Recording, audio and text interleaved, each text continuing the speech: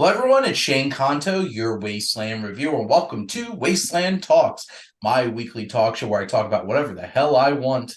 And this is only the second time I'm doing this particular segment here on Wasteland Talks.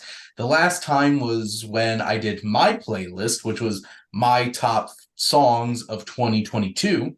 So that was interesting. I plan on doing that again. Keep using my Spotify summary. I have a sinking feeling Dance the Night by Dua Lipa is going to be very high on that because I keep listening to it over and over and over again. But joining me for the first time doing this is one of my best friends, one of my oldest friends, and frequent collaborator on basically each of my shows, and also a member of the movie club, Matt Williams. Matt, thank you so much for coming on and talking about Matt's favorite songs. Thank you for having me, man. Yeah, I really like music. I'm trying to learn how to play music. Turns out incredibly hard, but Yeah. like guitar, you can't just like pick it up and go like I don't know. It's interesting. But I love listening to music, so to be able to talk about it with like also like a fellow music lover because you, I like your music taste in the sense that I love talking to people that are like they are intentionally eclectic.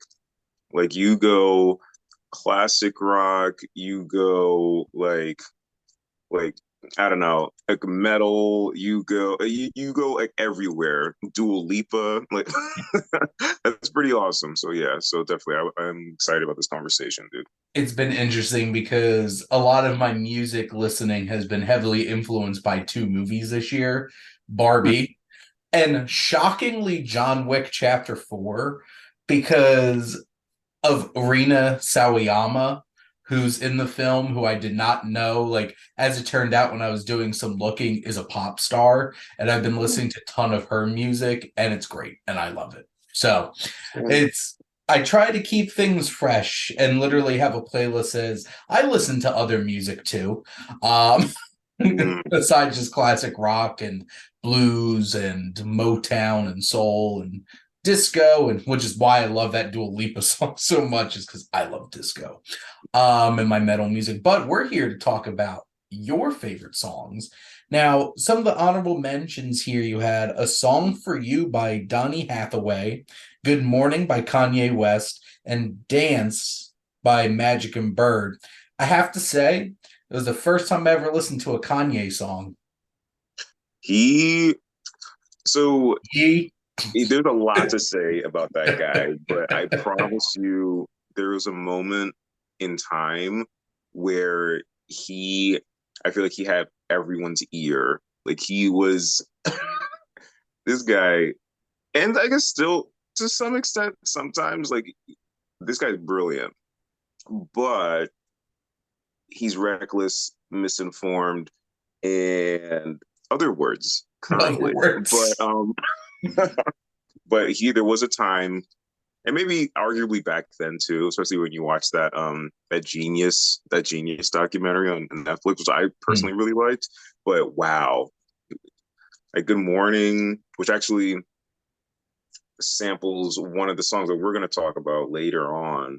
Um, yeah, fantastic song. I listen to it every time like a new thing is happening in my life because the whole point of the song, well, one of the points of the song anyway, is kind of like about graduation, which is the name of the album that it's on, and it's just like Hmm. moving forward and kind of like bettering yourself and kind of like pushing away from things that used to be like anchors or whatever.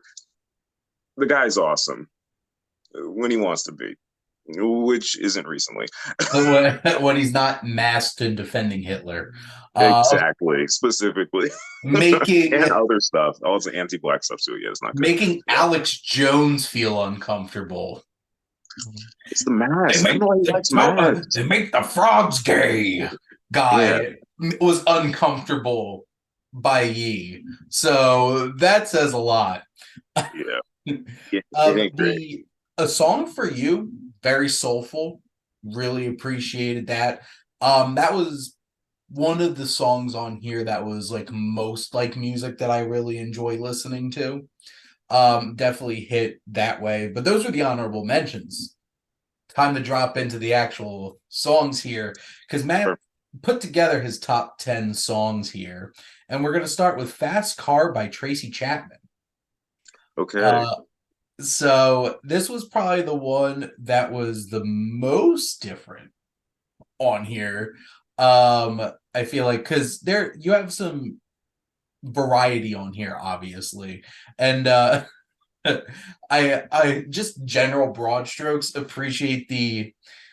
We obviously grew up in the 90s into the Mhm. early 2000s, so there's definitely that. Um, our shared love for one very specific artist who we got to see play in concert Yes, before very they super cool. retired. But we'll get to that. But Tracy Chapman, I actually first heard of from my brother, who really enjoys Tracy Chapman. Ethan's a big country music fan, and this was definitely like the most chill song out of the 10 of them on here. But Matt, what do you love most about Fast Car?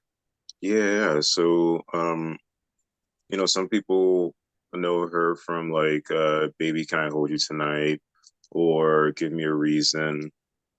I feel like that one's kind of like really famous, but Fast Car is really awesome. I guess for a couple of reasons. Like it's one, Fast Car lyrically, like the story that's like set before you is this idea of kind of just like this person in a situation where it's like she is stuck in this generational loop of just of poverty, technically, Yeah. kind of just like being like mother and father in a situation were in a situation that ended up kind of like impacting her life, and now she's stuck with kids and a partner or I guess kind of like a partner question mark kind of who's like not great and it's kind of like an anchor to her, actually kind of almost like the anti Good Morning by Kanye West song, kind of you think about it. Mhm. So it's a painful song when you think like really listen to it, but then also that's like one reason why I like it, because like I'm okay with being in kind of like I guess like in like sad moments or just kind of Mhm. contemplative moments, but then also I really like her voice. Like it's Mhm. interesting. Like she's not a flashy she's not a flashy person in general. You can just tell that because like it's not like this person's on like social media or anything like that. Like I don't know her takes on like XYZ or this or that. Like Yeah. it's like it's very she's like against the grain in that way, and and also just like you see like live performances of the song and it's not like flashy things. Just like hey, like I'm just me and my guitar and my voice. So that's interesting. And then also like her voice is just like it's like a different voice than any other singer that you can kind of like point to, at least for me anyway. And it's almost like her voice sounds like she's like crying, kind of like in throughout the whole song. It's like heartbreaking, but also like powerful. So yeah, I love Tracy Chapman's Fast Car. I've seen, and also like for a song that came out in like the late '80s, there are countless amounts of covers Mhm. and kind of like remixes. I think it was like Jonas Blue. So someone did like a random um, like an updated version, or it's kind of like a higher tempo. I'm not really a fan of that, but it's just but if you go on YouTube, just type in "Fast Car cover" Tracy Chapman, video after video after video, recent ones as well. People doing like piano like renditions of the song. It's a really awesome.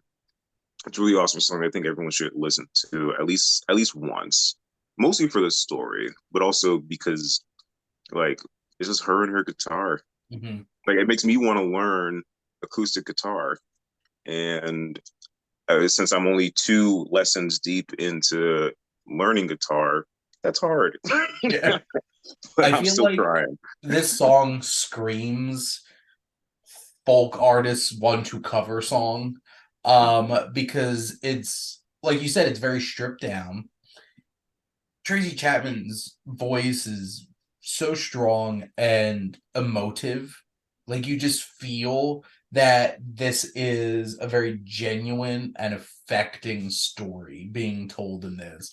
it's never like it never once feels like this is some kind of artificial kind of put together kind of persona. It's raw and it feels that way, and it's a very moving song. Like it's just singer, guitar, and it does so much with just that. And that's all it needs. You don't need all the flash. And like you said, I don't know how I'd feel about like a cover that's supposed to be like higher tempo, more to it. You don't need that. This is beautiful and perfect just the way that it is.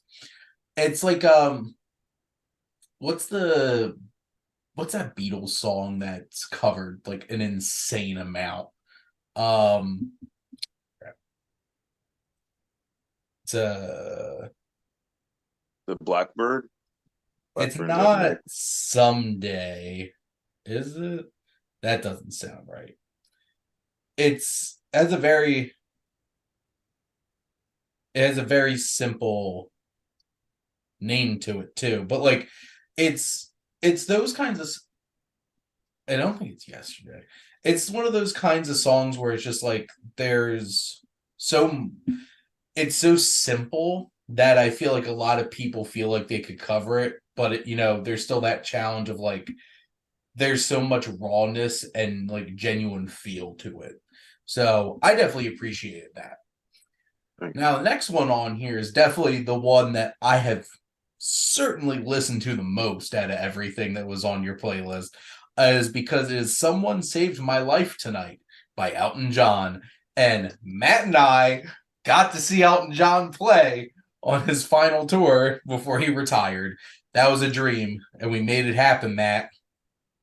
It's funny. I remember like I don't know how many years ago we were like we should watch Elton John, and then we kind of sat on the idea, and then Like the whole world turned up. $250 tickets, and you're just like, Yeah, oh. yeah. Like I don't know. Maybe I'll just stick with YouTube, and then the pandemic happened, and it's like okay, let's what like who's going to concerts? And then we went Yeah, finally. That's because well, because like when we were talking about it years ago, like that was I guess that was also part of like the farewell the tour same thing too. tour. Yeah, that's a 6 year tour. Yeah, that was great. Someone Say My Life Tonight. It's definitely my. I mean, you make an argument for like so many of his other So songs, many. but like wow, like Someone Say My Life Tonight. Okay, so Someone Say My Life Tonight is interesting for a couple reasons. One, uh, so I'm a therapist, so for a mental health aspect, for someone to be so vulnerable about Mhm. their like their just like crushing depression and um that's like very kind of like this is like very like powerful to me to kind of like to hear someone talking as if they're almost like the lyrics almost kind of play out like they're like he's reading like his innermost thoughts in his journal, almost like he's Mhm. reading it to you. So that's interesting. There's a mental health aspect. The just me as a fan of Elton John. I'm not saying I'm a super fan, but um, so Elton John, I think he was like um in his actual in real life, he was actually uh he was planning on marrying a woman who I forget the name of, but he was planning on marrying a woman, and uh, he decided that that's not me on the inside. I don't want that to be me on the outside. So going in a different direction. So kind of like this time period aspect of like his life. Oh, okay, so that's like how where he was, how he was thinking. Um, so that's also awesome. I think so like the third, not third most important, just like a third thing that's interesting beyond it, way more than just interesting, is the Mhm. actual like playing of the piano. Like there's this is like the studio version, and there's live versions where he's like with like a bunch of bands and like, he has a bunch of like instruments like around him and he's playing, and there's like guitar solos, and there's like drums and all this stuff, and it's like it gets you like if you feel it if you crank all of the crank the volume all the way up, like you can feel it in your chest. But there's videos of him also just like playing it, just him, just alone. Mhm. And it's interesting. So I'm only 3 years into playing piano, so there's words that would better explain what I'm trying to say, what I'm about to say, but there's a lot of songs that when you learn how to play it, like you realize like, hey, so these are kind of like four chords just played over and over again, which I'm not saying is a bad thing. Sometimes people say it's a bad thing. I don't think it's a bad thing. But if it's impactful, if you like it, then the song did its job, kind of. But Elton John, like he, it's almost like he's playing so many chords. It's hard to like for me. It's hard to think like how did you guys go about writing? It's like just like from scratch. Like how did you go about like writing this thing? Like how did you even And it's like just start off Elton with an John. idea? Yeah, because Elton Just John, he's like he wasn't he like a prodigy ever since he was like a little kid or something like that. Yeah, I don't know. The song is great. I personally think that that's his best song, at least for me, mhm. because I think that's incredibly personal and awesome that he shared that with the world. I think that he, excuse me, him going to a place where he's just like, I feel like that's like his best piano playing Mhm. for me. Maybe some other people might think like Tiny Dancer because there's some other stuff going on with that. Tony Danza. Yeah, exactly. Dude, someone saved my life tonight. I don't know. What did you think of someone saved my life tonight, Well, man? it's interesting because I'm a big Elton John fan, and the songs that really stick out to me are his higher tempo kinds of songs. Like my favorite song is probably "I'm Still Standing." I just love that song, the energy, the message behind it too. Of just like, you know what, I probably could have been dead a dozen times, but you know what? Still going. And it just has that kind of energy. Saturday Night's All Right for Fighting. Love that energy. Out of his slower songs, probably Goodbye Yellow Brick Road.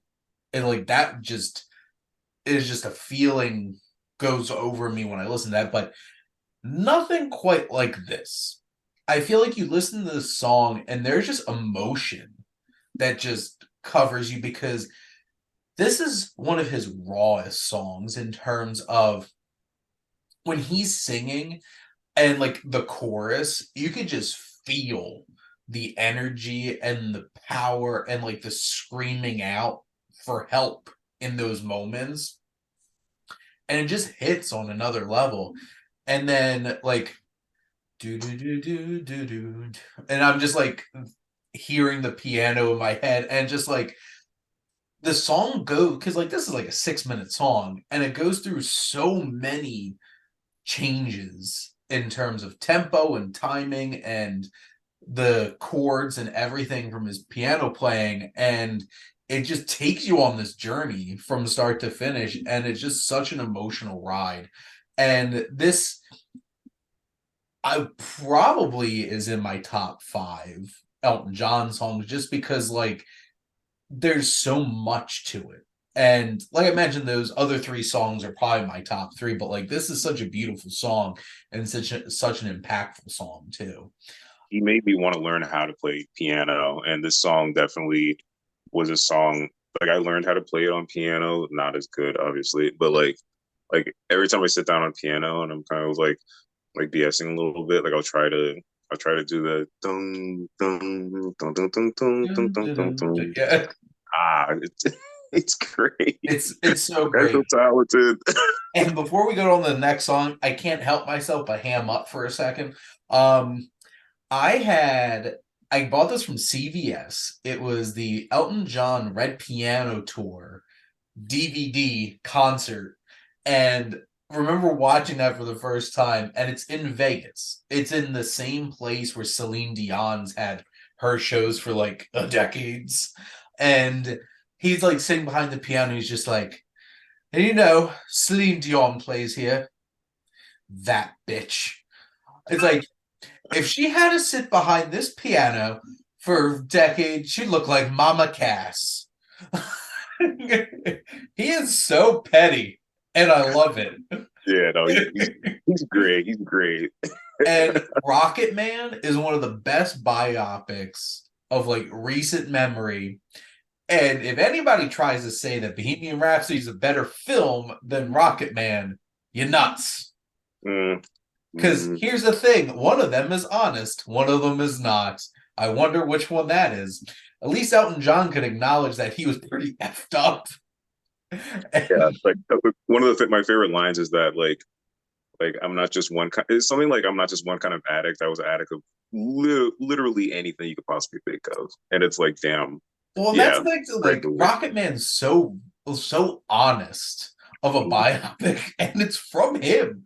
You don't usually get stuff like that. You get Queen, the other members of Queen being like, well, we're just going to make Freddie out to be the asshole here, and we all look like shine shit. It's just like, no, you're a bunch of jackasses. But anyway, I'm not turning this into a rant about Bohemian Rhapsody. The next song here is Time Keeps Slipping by Deltron 3030. Yeah, dude. Okay, I'm really excited to hear your thoughts about that. So I I might be messing up like the timeline. So number one, this is probably I have to think about it, but this is probably definitely the top three favorite rap albums or hip hop albums of all time for me. I heard it in college. Well, I first heard one song, this other song called Positive Contact, and I thought it was really interesting. I was like, wait, is that the same guy? A, that's awesome. B, the guy literally sounds like he's like he opened up a thesaurus and he's like, I'm just going to cram in as many words as possible with as many syllables as possible. But also, is that the same guy from Clint Eastwood? And it is. He so the lead singer in Clint Eastwood and the rapper Deltron, who doesn't really rap all that much anymore. They I guess they must have, like, met on the for this project, this song, and then they also ended up doing Clint Eastwood for Gorillas and also Rock the House for Gorillas. Are you missing? I think there's another one. No, I think it's only two. But anyway, this song is really awesome because I just love the sci-fi weird imagery. The whole album is kind of basically that, and it's really interesting to listen to because it's like if someone were to say, "Show me a side of hip hop that is not party music," because hip hop is like a lot of things. It's not just one thing. Like sometimes people have like misconceptions about any genre. There's something about anything, but with music, any genre of music, you feel kind of like, okay, it's only focusing on that, or it's like talking about that, or it can only sound like that. And this very much doesn't sound like you can't play this in a club. You know what I mean? Like it's like so. I remember listening to it in college, and I was like, "What? He called himself a pterodactyl? What? What?" Like I love it. I love it. Yeah, it's great. It's great. What are your thoughts, man? I know it's weird rap, but what are your thoughts? Well, I really I had a lot of fun with that. I'm just going to read a couple lyrics here. Yeah, yeah. To mental with intuition, typographical aptitude, let my lasers clap at you, map the route psychologically clapping and crapping out what you laughing about. It's just like, because here's the thing. So I don't listen to a ton of rap music. Most of the rap music I listen to is Tupac and Biggie. Change is probably my favorite song in terms of rap music because like Tupac has a lot to say and he's not wrong. Also, yeah, it's And painful song to really listen to. It's sad. sad, 30 years later, still not wrong. And it's one of those kinds of things where it's just like I was like the household that I grew up in didn't really listen to rap music. My family was not a fan of rap music. My brother got bullied a lot for wearing G Unit clothing and listening to a lot of G Unit in middle school. He had like a G Unit tracksuit. My uncles used to call him Lemon Meringue as like joking that was his rap name. Lemon So meringue. so like that's the kind of environment I grew up in. So like we didn't listen to a whole lot of rap music. But like as an adult, I've tried to branch out and try to listen to more modern music because that's definitely something I didn't do most of my life, which is why the vast majority of my favorite music's from the 60s and 70s. But like I listen to like Cardi B and stuff like that. I actually like Cardi B a lot. I listen to WAP way too much just to put that out there.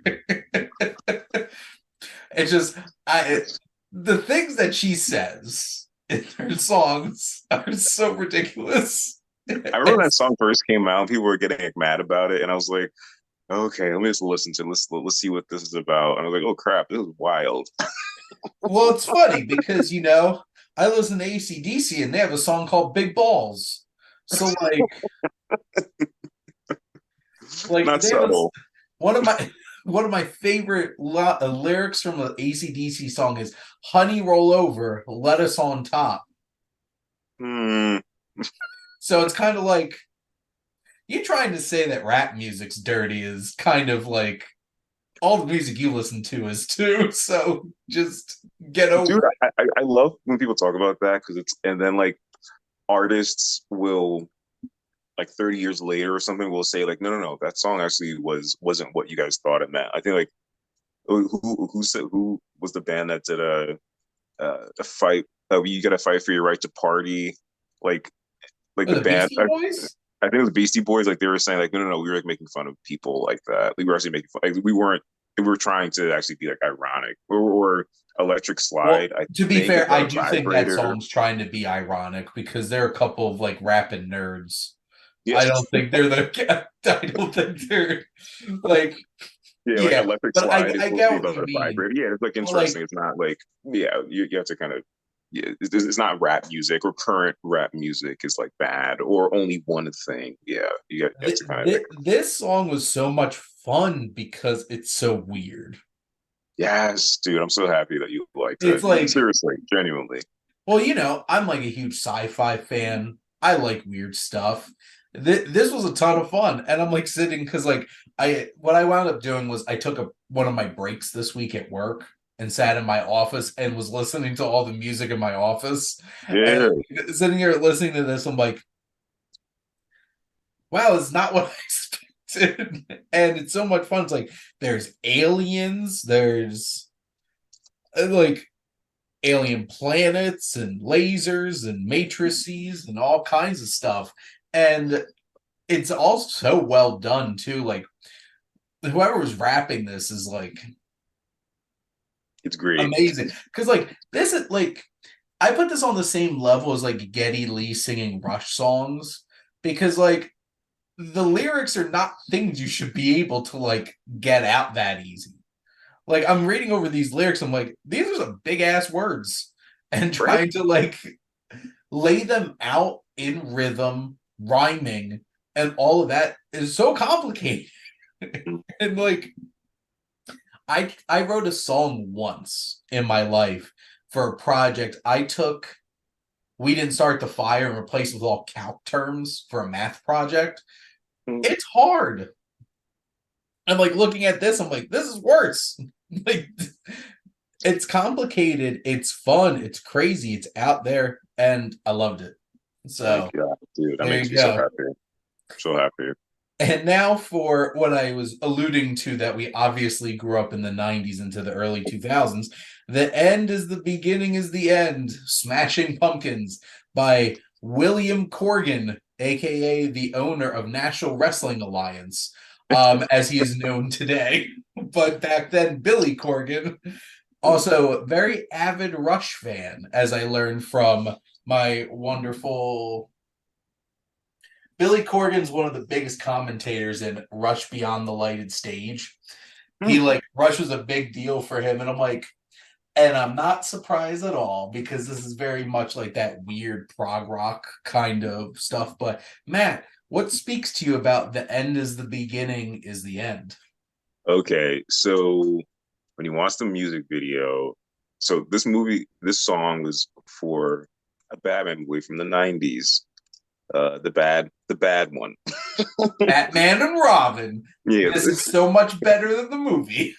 So much better. I wish I could say like this song was meant for like the original 88 or whatever year the With Jack Nicholson one. Prince. Yeah, dude. You know what? Okay. This I think this fits Batman Returns vibe the most. Like dark. Yeah, Danny DeVito. Calming. It definitely doesn't fit having Arnold Mr. Freeze popping up like his face in the music video.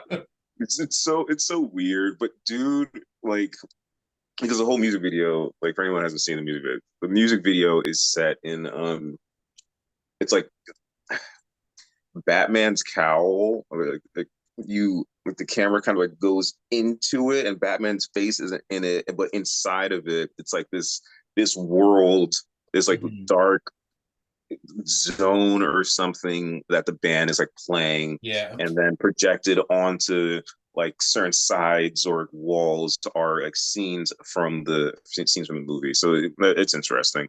And it's weird, kind of like 90s like Smashing Pumpkins like grungy like rock kind of stuff where like Yeah. the like how they're dressed or how like the guitars look like I don't know, look like something extraterrestrial. It looks weird, but dude, how the song. Well, I guess first let me back up. I like Smashing Pumpkins a lot, like a lot, Yep. but I've I've never always known heard. that.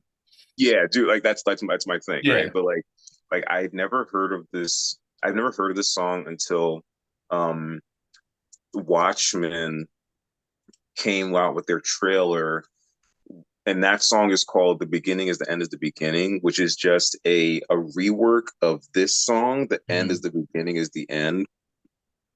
The Watchmen version, it's like very like slow, and it's kind of like and it's like epic, and it has all these weird like explosion sounds happening. But in this song, it's and the lyrics are really interesting with that song. But in this song, the lyrics are also really interesting because the whole thing is about Batman. It's the Smashing Yeah. Pumpkins like take on on Batman and kind of like the darker aspect of the movie that the song is based off of is doesn't delve into kind of like the darkness of Gotham or of like being a vigilante or whatever, but the song kind of does. But it's also like Way incredible. It's darker also and incredibly deeper than the actual movie. yeah, like way like this. Yes. If anything, this should have been kind of like meant for like Nolan's Batman or something like that. Like it's Or like it's even dark. like a would have fit perfectly with Nirvana in the Batman.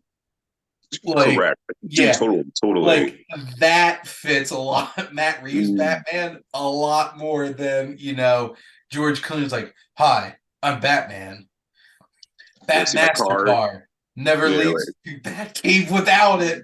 it's so cringy, so corny. But dude, like I just love. I personally think no one would ever on the internet would say this because I don't know, because everyone has different opinions, which is fine. But like, I feel like this is their best song.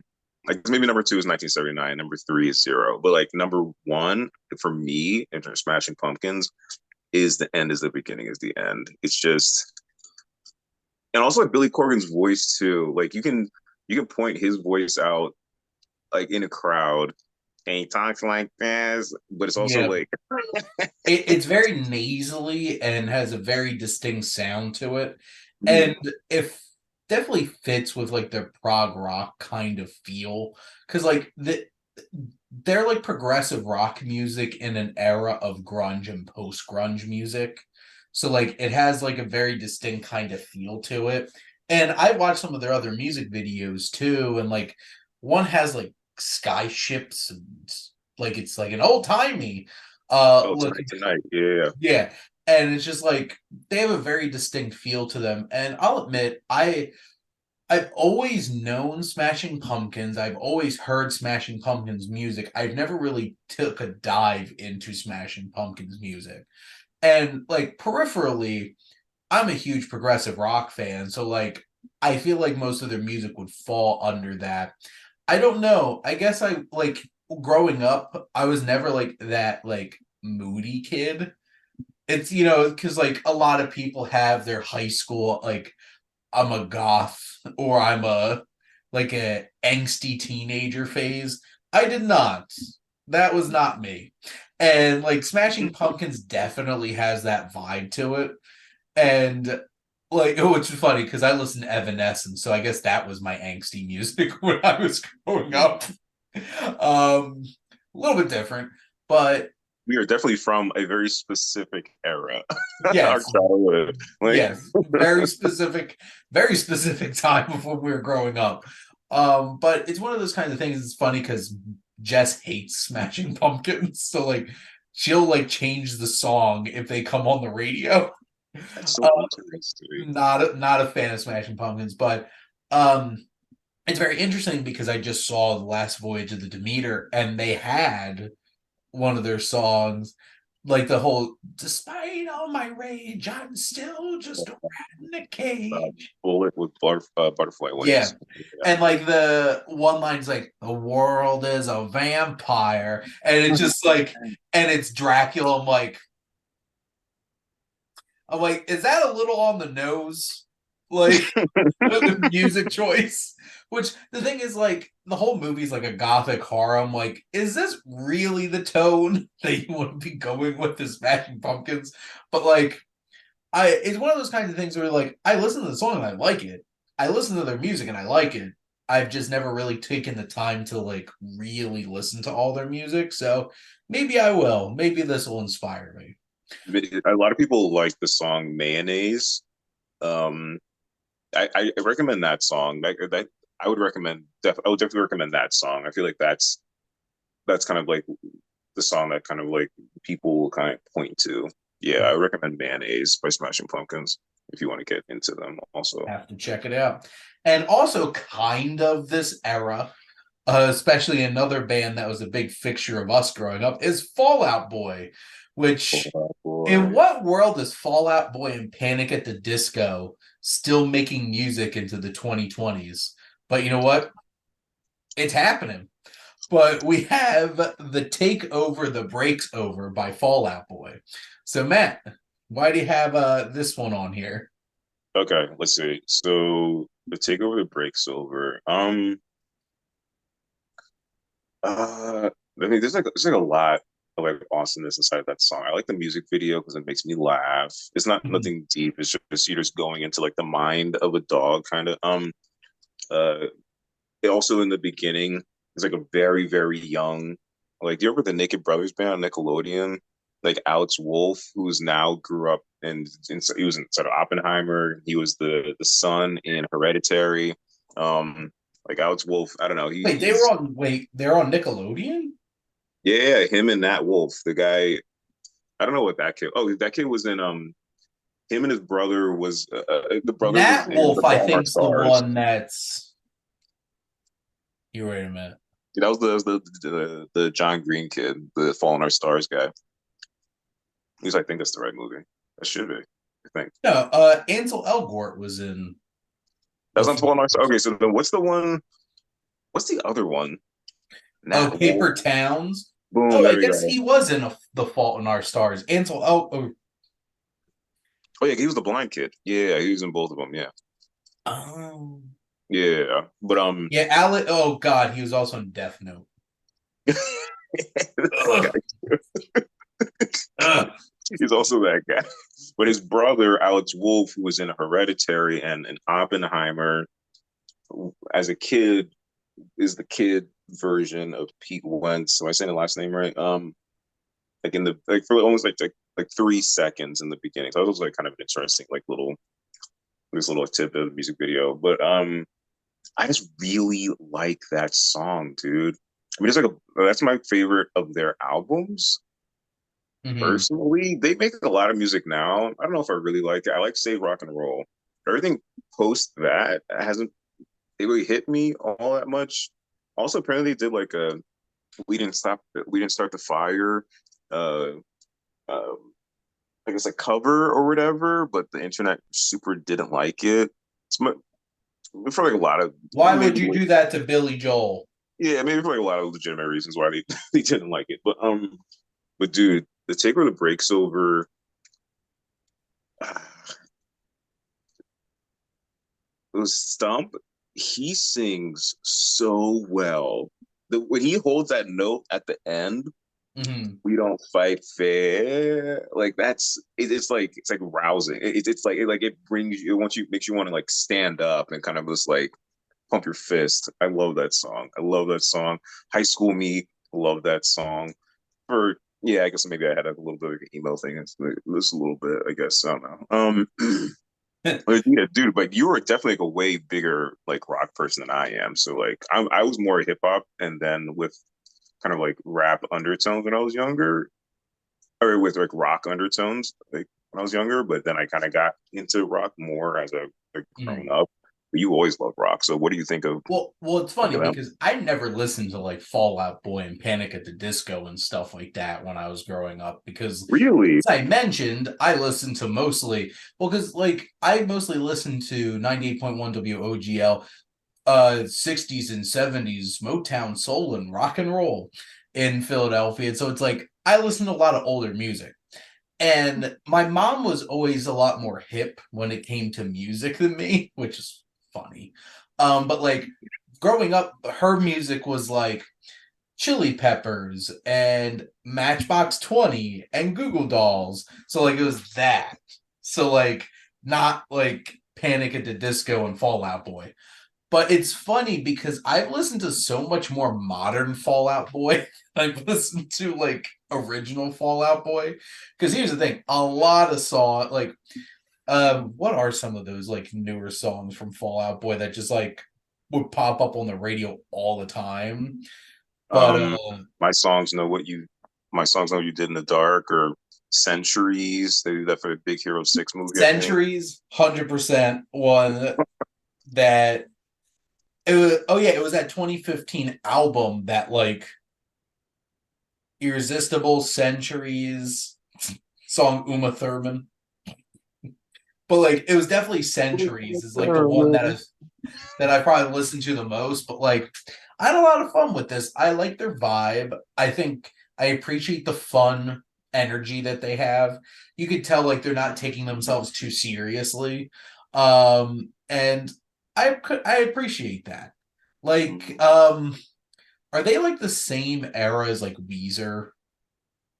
Mm. Because like I I feel know like, Weezer's yeah, obviously still making music regularly, but like yeah, I feel like Weezer. I mean, I'm not the biggest fan. Not that I don't like them, I just don't know them that well. But I feel like that maybe they're more like '90s kind of. I think maybe, mhm. and then I know early 2000s, and maybe like Fall Out Boy was like late 2000s, maybe in terms Yeah, of because like popularity. this song came out in 2007, but like they feel like they have the same kind of vibe where they're going for that rock sound, but also like not taking themselves too seriously Mm. and having some fun along the way. Like because like I did watch the music videos for the ones that you did put on here, and I thought this was a lot of fun. So like Like the Cat Ladies, like yeah, like this is definitely one of the most fun songs that was on this list. Now, this next one, definitely caught a lot of attention thanks to Spider Verse, and that is Sunflower by Post Malone. okay. So him and Sway Lee. Uh, I love this. I remember when I first watched the first Spider-Verse movie in theater. I was like, oh man, I hope, I pray there's a full version of this song. I don't have to wait like months for it to get released. I hope. And then like I saw it with Joe actually. The first time I saw it with Joe, like Yeah, I pulled out my phone on Spotify and it was like this is an actual song I can listen to in full length tonight. And I was blasting that. I think for like 2 years in a row, that like on or 2 or 3 years in a row, like on Spotify, that was always on like our top five or top 10, like most played songs. I just love, I love how it sounds. Like, I, that song is so great. Again, yeah, you have to listen to it with the volume like all the way up. But also, like the lyrics are kind of weird. Like I mean there's this website called genius.com where people like annotate, there's like fans of music annotate like their thoughts, and the artists too sometimes, but like fans like annotate their own like thoughts about like, what a lyric means.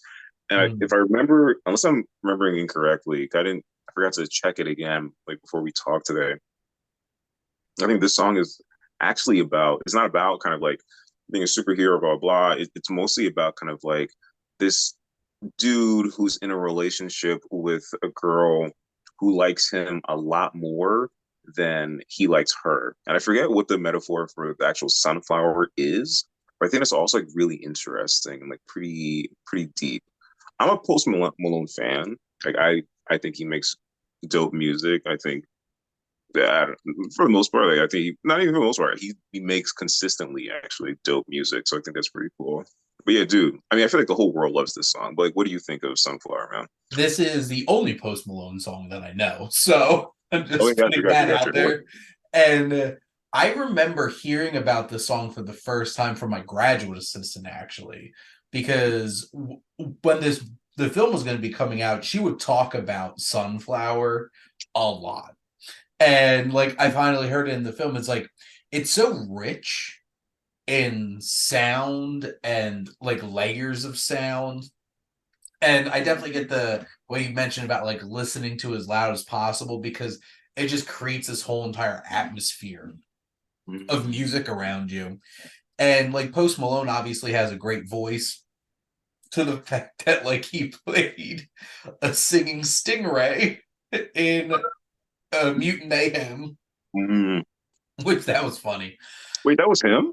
Yeah, I know he was in the movie. That was him, the one that kept like singing yeah, randomly with like one eye. Oh yeah. wow, that's But funny. like this blew up, and I'm a fan. So like that's one of the things I love most about the Spider-Verse films and the new Teenage Mutant Ninja Turtles is like it's a vibe. And you have Daniel Pemberton with Spider-Verse and Reznor and Ross for Teenage Mutant Ninja Turtles that lay down an atmosphere with the score, but the actual music, the needle drops are so important to create the environment and like this atmosphere of the film. And Sunflower set such a tone for Spider-Verse, and it's just this kind of like ethereal kind of strange atmosphere that feels right in a film that's dealing with like multiverse and stuff like that. And like obviously like I haven't listened to the lyrics too closely, but like I'm looking them up right now and I guess like is he trying to make some kind of metaphor that he's a being gets stuck up in a sunflower? Maybe I think I have to look up. I have Because to it's like, I have then to you're find like left some in the meaning. dust unless I stuck by you. You're the sunflower. I think you love would be too much, or you'll be left in the dust unless I stuck by you. You're the sunflower. So like it's kind of the vibe I'm getting, and like obviously I'm picking up what you were talking about of like she's crushing harder on him than he's crushing on her, Mhm. and I think that works in Spider Verse because you know you're with Miles. Like, does Gwen like Miles the same way that he certainly likes Gwen, and like those kinds of feelings in it. But I definitely really like this song, and I definitely listen to this song. Like, I And probably heard this song a lot. yeah, I love this song. Also, I remember like I forget where I was reading, but the people that wanted to create the album for the first movie. I don't know about the second movie. I like the first movie's album better, to be honest with you. But like, though it has some highlights. But the first movie, what they set out to do was we wanted to make collect a bunch of artists and a bunch of sound and music that would appeal to a kid like Miles, Yeah, who is he in Brooklyn? I think so. yeah, They set out to do that. And I personally think that they succeeded. Like I think like I definitely I think that was this is an awesome song. Definitely, yeah. it definitely hits. Now, next one. This is probably the song that I connected with the least, probably out of the 10 of these, and that's Love by Kendrick Lamar. I've never really listened to Kendrick Lamar before, so this is my first time listening to one of his songs. But why did you pick Love by Kendrick Lamar? I think that's my favorite song of his. More than Mad City, more than uh, like what are like some of like I don't want to just do like old stuff. Like what was the thing that he just put out? Mr. Morale. It doesn't matter. Like that's my favorite song of Kendrick Lamar. I feel like his voice and how he raps, I think is sometimes like maybe for some people it's kind of like an acquired taste because he also kind of like has this he kind of talks like that sometimes, so that might be kind of odd for some people. Or but I don't know, dude. The guy, the feature is Dakari, like the singer on the hook and the chorus. Like I love the way this guy sings. I love the music video. I mean, these Mhm. shots of like well, number one, there's a there's like a really quick if you blink you'll miss it. But there's a clapboard that Mhm. happens in the middle, and it says Black Panther album coming soon. So Kendrick Lamar had like his hands all over the first Black Panther's Yep. movie, like the album. So that was kind of interesting because I remember I seen a bunch of articles talking about okay Kendrick Lamar he's gonna be like he's gonna be on the Black Panther album. Like what? Like what is all that? That was like really exciting as like a rap fan. But just like there's like so much emotion where it's just like this guy he's just like he loves this person and Mhm. it's a love song again. It's another example of rap being so very because that 30 Deltron song how that's incredibly different than Love, Yeah. the Brad Kendrick, both of which are incredibly different than maybe other stereotypes about what rap is or is not. So yeah, I just really like it. Did you at least like the music video though? I It's thought like it was weird, right? interesting. I thought it was really cool, and I'm just realizing now, yeah, he was involved in the Black Panther album. So like, and that's the thing. Like, what I remember most from the movie is Ludwig Göransson's score and stuff like that. But it's one of those kinds of things where like I have to listen to this again because this was also well, that's a lot. I never heard of Deltron 3030 either, but like Kendrick Lamar was probably the most unknown of these artists to me because like I just really haven't listened to his music. Sure. And as somebody who's like not generally inclined to rap music, who listened to a lot of rap music, I felt like I needed to like give it a little bit more time or check out some of his other music too to like make a decision if I really enjoyed it or not. But it's one of those kinds of things like I obviously see the talent there and it's a very engaging music video too. But I think like I said before, this is definitely the one that probably hit me the least out of the songs on your playlist. Now, oddly enough, the next one, I'm actually a big fan of the band and like the artist. Run the Jewels, Close Your Eyes, because boy, has their music popped up in a lot of places. Including car commercials. Not their song, but they basically like they're the feature of the song that I forget what car commercial it is, but it's the that don't speak or we get chokes Oh, is on. But that the name of the song? yeah, like that. Also, I want to learn that on guitar too. My teacher was like, "You're not there yet." I was like, "Fair, that's fair." But Oh let me yeah, see. it's DJ Nobody Jack. Speak featuring Run the Jewels. Mm, Because wait a minute, that's the song where all those politicians are like trying to kill each other. Yeah, with the music video. um trying to why is it so hard to find damn lyrics to this? Oh yeah. Picture this, I'm a bag of dicks, put me to your lips, I'm sick. I'm just like I remember because like that was in the Booksmart trailer and Mhm. Good Kid like Good Boys and so many movies. There's before we get into the actual song that you picked, I have to find a line that kills Is it me. the Santa? That's my favorite line in that song. Which one is it? Is the Santa? I do something, something, something, and then I dress up as Santa and take pictures with your kids. It's that's Oh, like the most here it is. outlandish like brag ever. Get running, start pumping your bunions. I'm coming. I'm the dumbest who flamethrow your function to Funyuns. Flame your crew quicker than Trump F's his youngest. I'm just like, Now face the flame efforts, your fame and fate's done with. I remember listening to the song for the first time and be like, did he really just say that? Because Yeah. Trump does talk about how sexy he thinks his daughter is, which has that there's layers there. I'll just say that yeah. there's layers there, and all layers are negative. But like But yeah, no. I love their dynamic. The two rappers in Run the Jewels, just so much fun.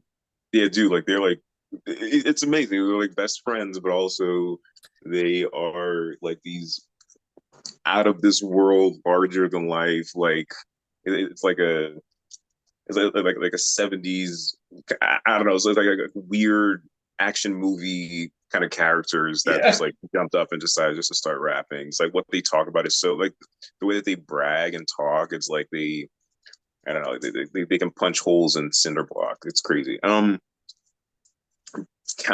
Close your eyes. Okay, so I like that for a few reasons.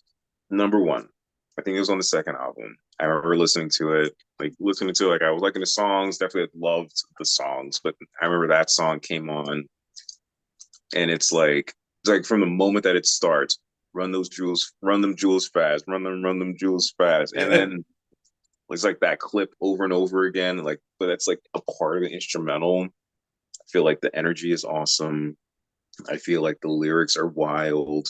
They have Zach De La Roca as a feature on the end of this song, the third verse, or not third verse, like the end of the song, which has an awesome line where it's like he says something like, "Pardon, pardon the skin jobs, um, but I'll have my girl back flip for you," or something like that, referencing Blade Runner. I love that. And but Run the Jewels, they have, I don't want to say it's like political, but they definitely have kind of like a very, I mean, sometimes I guess they can be kind of, but like they just have like this like very specific kind of like screw the status quo and kind of like just like middle finger to like whatever you're used to. Whatever you're used to, like we are 100% not that. When we're trying to be funny, when we're trying to be serious, when we're calling things out, like they talk so recklessly. Like there's that one line. I'm not gonna like say the whole line, but it's like that's they make a reference to, like priests and stuff. Like it's wild. It's No absolutely holds barred. yeah. Like it's super wild. The Yeah. music video is interesting. A because the two actors in it. As I really wanted you to see the music video because I just wanted you to see like both actors and it's like what like both of those people they got together like Keith Stanfield and what is that guy Shay what Wilson Shea Wickham. Wingham. Yeah, there we go. Yeah, yeah. I thought that's kind of interesting. And there's a lot of analysis I guess one could make based on what you see in the music video, like the fighting or the fact that like the fight doesn't really ever end. Or my favorite part of the music video is kind of like Lakeith Stanfield like runs to the house and takes the milk carton and he's like pouring it on his face. And then Shea Wiggum kind of like snatches the milk and like pours it on his face. I think that's like a metaphor for like it could be like a few things, but I thought that was Mhm. kind of interesting. Like I guess a metaphor for me like for power kind of kind of like snatching it and whatever. But I think that I don't know. I love that song. If you can take angry music, like I think that you will like this. I wonder if there are like metal fans out there, they'll be like, I want to try like hip hop, Well, and they try that. And it's like, what's so okay. interesting is metal and rap music, in a lot of ways, have a lot of that like fire to it, and you Mm, have stuff like "Bring the Noise" by Public Enemies and Anthrax, where it's just like them colliding. It's really cool. I have to read this verse because yeah, it is. I Yeah, cool. fascist slave, you protesting to get in a cussin look book. Everything I scribbles like the anarchist cookbook. Look good posing in a centerfold of crook book. Black on black on black with ski mask. This is my crook look. And I it love it. just I love it. I love it. I love it. I love it. Dude, after this, okay, so number one, you should listen to Mayonnaise by Smashing Pumpkins. And number two, you should listen to a song by Run the Jewels called Just. It's the exact same thing. Killer Mike, LP, Zach De La Roca coming together for a song. Then they also have Pharrell Williams, was interesting too. But like, wait, let me. I just want. Can I find like my favorite part of the Go song ahead. lyrically? All right, give me like 1 second.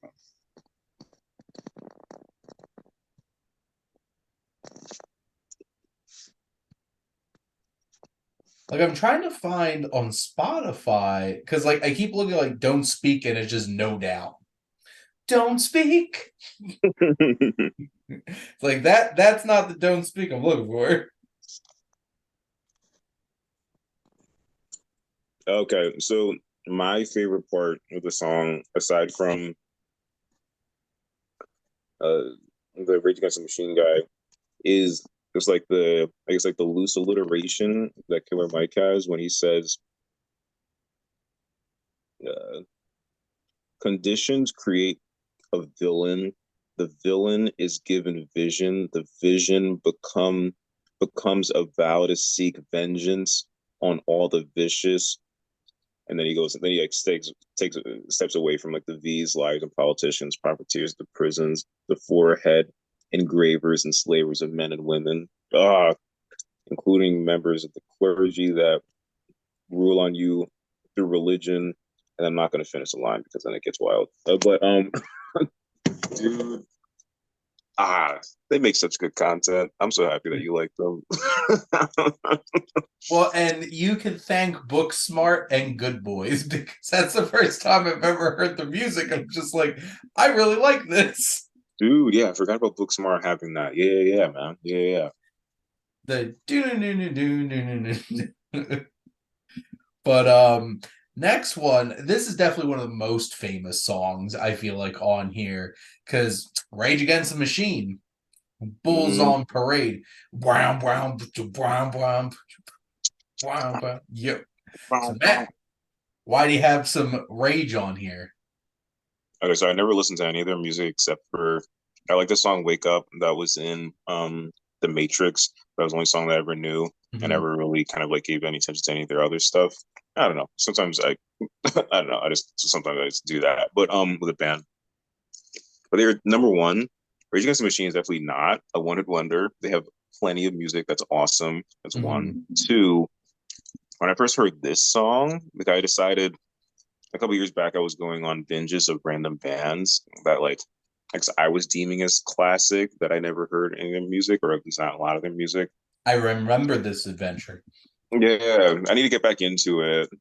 I was my next band was gonna be the Rolling Stones, and I was like, wait, they have how many albums? Screw that. And then then I never decided to go back to it. But Rage Against the Machine, I remember when I first heard this song, because I was going through on Spotify, first album to most recent, excluding live albums or whatever for like all the bands I was listening to. When I heard Bulls on Parade, I was like, what? This Mhm. song is fantastic. It's so I think Wikipedia said that it's like a lot of what the song is talking about. I guess society in general, but also it's talking about like the military and kind of when it's talking about like calling it the cannibal animal, kind of like it's like gathering people and the intentions aren't always great and the impact isn't always great or terrible actually. As I said, I think that's if I'm not mistaken, I think that's the album that actually has like a priest setting himself on fire. Like it's there's a lot going on. Like they are very they Venn diagram with Run the Jewels incredibly well. That's one. And then two, I just love how like the song sounds. I'm also just getting into guitar.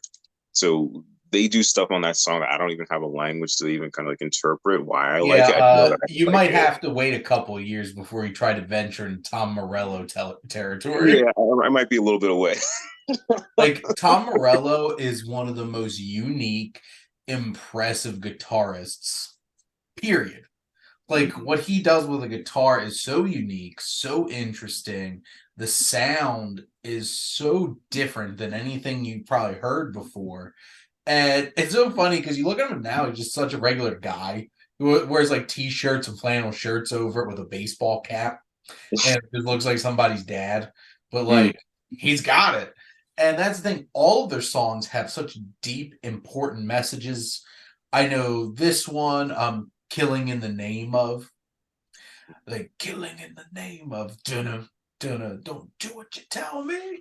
And I remember their music most because of Guitar Hero, mm, because their music was in Guitar Hero, and that's how I listened to it. And here's the thing: you can make fun of Guitar Hero all you want. There's so much music I listen to now because of Guitar Hero, including Rage Against the Machine, Disturbed, Stricken being into Guitar Hero. Uh, it's just one of those kinds of things where it's just like it was a really interesting place to like learn about some of these bands. But like Tom Morello, Tom Morello has collaborated with, like, he has a song with Chris Stapleton. He's collaborated with David Draymond from Disturbed and his band Device. And like you could tell Tom Morello's on a song because he has such a unique voice with his guitar. And it's one of those kinds of things where it's just like it really hits. mm. And this is such an iconic song at this point, and such an important song that, like, they're not afraid to come up and punch society in the face and just being like, grow up, do better. Do better So immediately. do better. Now, the last one we got here, which I was actually pretty excited about because I've I know this artist for a lot of other reasons than specifically being a rapper. Because, I love Atlanta, love Community, and Donald Glover, Childish Gambino. We have Freaks and Geeks, which the only song of his that I've ever listened to is This Is America. Okay, got you. And obviously that music video. Is wild. So, but Matt, Freaks and Geeks. Freaks and Geeks. Okay, so number one, Freaks and Geeks was a show. I forget if it was '90s or early 2000s, something, but that was a show. Fantastic. I think it's on Hulu. I Only think one season because television gods are evil. like if anybody wants to see, well, I feel like some of the people that so maybe like 15 years ago, 20 years ago, maybe like it'll be maybe more relevant kind of sort of to say that okay, so like you want to see like when those people were kids, like or like vice The versa, like This has yeah, one of like the that's most awesome. incredible ensembles of actors put in Yeah, a who TV ended up show. branching out into like their own thing, like a lot of people. But that was it. So it's an awesome show, amazing show. But interesting thing about Donald Glover is that he is unapologetically a nerd. Definitely with his music, definitely like back then even more so. So this song like released like when we were in college, I think, something like that. And Freaks and Geeks,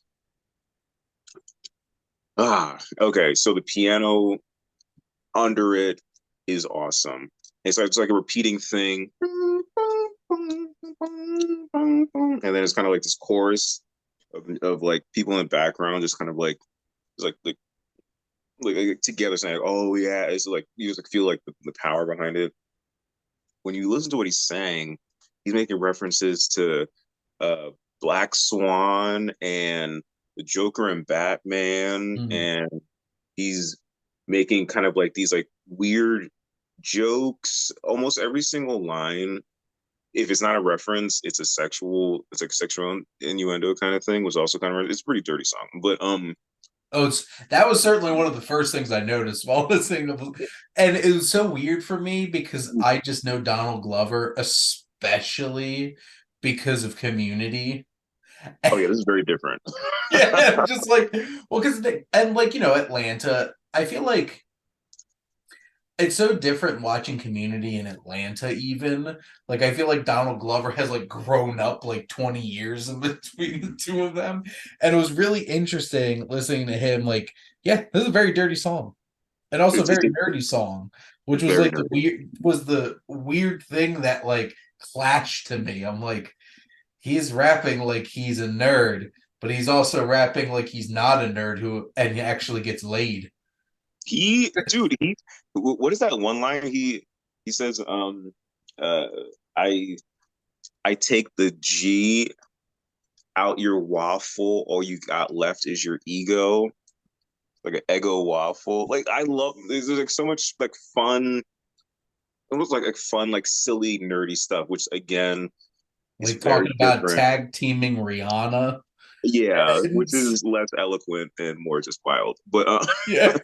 but it's again, it's like another example of like rap being more than just maybe like what you think that rap is. Because for you have to listen to like Freaks and Geeks, but it's just a great in the music video. He's like so minimalist. He's just like dancing around this warehouse and he's just rapping with Yeah. like this like red Little Red Riding Hood up, and it's just like it's great. It's just great. I love everything about that song. I play it. I saw him in concert a couple of years ago, and it was awesome to see him like play some old stuff and like some of his newer stuff. I think a lot of people know him from like Redbone, like in certain music, like from Redbone. I think some of his stand up comedy is from his on Netflix, that Weirdo special. Like the guy is super talented, but before all of that stuff, in terms of music, it was less about soul, more about like hip hop, like hardcore hip hop. So or at Mhm. least nerd hip hop. And it's great. He has another cool song from back then called "Do You Like," and it has like an Adele sample, which I like Adele, so Interesting. it's interesting. We have Freaks and Geeks. I'm really happy that you like Freaks and Geeks. That is a wild song, wild song. I want to hear a rap battle between Donald Glover and Cardi B, and I want to know who's going to get dirtier. It's going to get dirty, That would or be that even would be me. Like, awesome. actually, to be honest, Megan the Stallion was probably a little bit dirtier and WAP. Yeah, yeah, that was what is that one vote that one audio thing, the truck, like I Oh, want you to back that thing up and you hear like the truck like I want to back that. Want you to back that truck into my little garage. Here, yeah. there's so That's many. wild. Here, or yeah. Just sprinkled throughout that song. Wild, man. One of the Wild. best things I've ever seen is in the revival of Beavis and Butthead, them doing commentary on the music video for WAP. Butthead, do we have any whores in our house? And he's like, Beavis, I wish. Just, You have to send me the link to that later on. Please send me a oh, link to God. One of the best things about Beavis and Butthead is them commentary on pop culture, and that one just chef's kiss. But Matt, thank you so much for coming on and sharing your favorite songs and chatting away with me about some music. Dude, thank you for having me, man. Definitely, thank you. And there will be more of these at some point with other people coming on and sharing their interest in music. Maybe some point I'll do mine, and you could realize that I care a lot more about the music than the meaning behind them, as we talk about Sledgehammer by Peter Gabriel, because it's a lot of dick jokes, a lot of them. But anyway, thank all of you out there for always tuning in and supporting your Wasteland Reviewer.